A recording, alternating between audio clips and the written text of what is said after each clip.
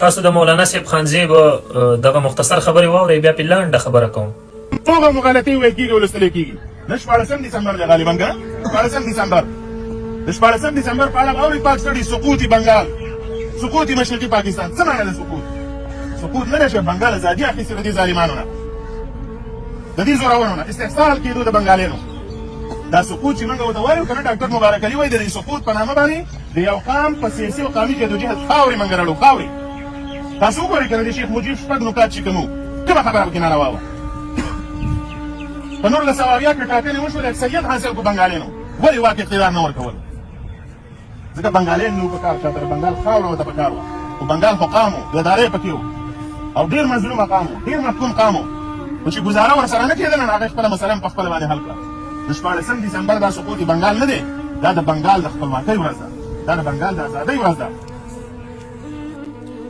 مولانا صاحب خدای دې د لوړې درجې خاوند کا او ډېر یو ستر سړی وي ستا تاریخ هېڅکله نه هېرو ستا په لاره در روان یو د قام لپاره د تاریخ په ډېرو زرینو په لویو پاڼو لیکلی شوی. مولانا صاحب تاسو چې کومو خلکو ته ظالمان وویل هغه خلکو ته دلته خلک که ښکاره څه ووایم بیا ویلی کېږي وایي ته غیر سیاسي یې ته جذباتي یې ته شرپسند یې ته دهشتګرد یې نو دلته ورته خلک محافظ وایي دلته ورته خلک د نر خطاب ورکوي ته نن نه مګر خپل خلک لګیا دي هغوی وایي چې دا زمونږ محافظ دي هغه چا چې په شهادت ورسولې شهادت نه چا چې مړ کړې زه به ورته مړ وایم ځکه چې ستا پور پاتې دی نو ستا خبرې مو په زړه دي تا ویل چې پښتون د ډیران چرګ هم چاته نه پرېږدي او دا د ګل ځوانان وژل کېږي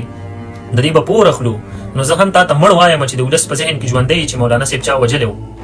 او تا هم شهادت ته کې ښه نه ګڼلو نو ته چې چا مړ کړې هغه خلکو ته دلته اوس درناوی ورکول کېږي د هغه نښې په خپل سټیج باندې لګول کېږي او هغه ته د خپل په نظر کتلی کېږي خو خدای دې درجې لوړې کا ستا حقیقتونه هم خلکو ولیدل دغه خپل سپین نیت دغه د جار وینا یوړې بله چاره هم نه وه چې دغسې دې نه وی ویلی خو انشاءالله موږ هم درپسې یو هغه ستا نظر مو خپل کړی دی الله تعالی دې وکړي چې دغه ستا فکر نور هم ولري.